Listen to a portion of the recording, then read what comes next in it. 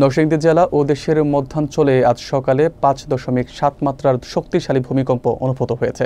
মার্কিন ভূতাত্ত্বিক জরিপ সংস্থা ইউএসজিএস জানায়, ভূমিকম্পের উৎপত্তিস্থল নরসিংদীর ঘোড়াশাল এলাকা এবং এর গভীরতা মাত্র 10 কিলোমিটার।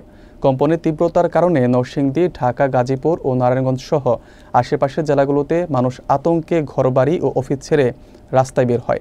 স্থানীয় প্রশাসন সম্ভাব্য ক্ষয়ক্ষতি যাচাইয়ে উদ্যোগ নিয়েছে। বিস্তারিত থাকছে এস আলমের প্রতিবেদনে।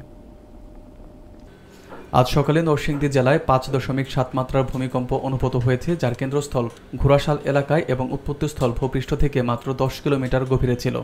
ভূমিকম্পের এই স্বল্প গভীরতার কারণে নরসিংদী, ঢাকা, গাজীপুর, নারায়ণগঞ্জ সহ আশপাশের জেলাগুলোতে তীব্র কম্পন অনুভূত হয়। কম্পনের সময় মানুষ আতঙ্কে ঘরবাড়ি, অফিস ও অন্যান্য ভবন থেকে বাইরে বের হয়ে রাস্তায় চলে আসে। অনেক ভবনে জিনিসপত্র কেঁপে ওঠে, যা জনমনে চাঞ্চল্য সৃষ্টি করে। ভূমিকম্পের প্রভাব দেশের সীমানা পেরিয়ে প্রতিবেশী ভারতের কলকাতাতেও অনুভূত হয়েছে। এখন পর্যন্ত বড় ধরনের ক্ষয়ক্ষতি বা প্রাণহানি খবর পাওয়া যায়নি, তবে নরসিংদী জেলা ও ঘোড়াশাল এলাকায় অন্তত 8 জন আহত হয়েছেন এবং তাদের স্থানীয় হাসপাতালে চিকিৎসার জন্য নেওয়া হয়েছে। স্থানীয় প্রশাসন সম্ভাব্য ক্ষয়ক্ষতির পরিমাণ যাচাই শুরু করেছে। বিশেষজ্ঞরা সাধারণ মানুষকে সতর্ক থাকতে এবং জরুরি প্রস্তুতি গ্রহণের পরামর্শ দিয়েছেন। সরকারি সংস্থা ও স্থানীয় কর্তৃপক্ষের পাশাপাশি সাধারণ মানুষকেও সচেতন থাকা এবং প্রয়োজনীয় নিরাপত্তা ব্যবস্থা গ্রহণের জন্য আহ্বান জানানো হয়েছে। পরিস্থিতি স্বাভাবিক হওয়ার আগ পর্যন্ত সতর্কতা বজায় রাখা জরুরি।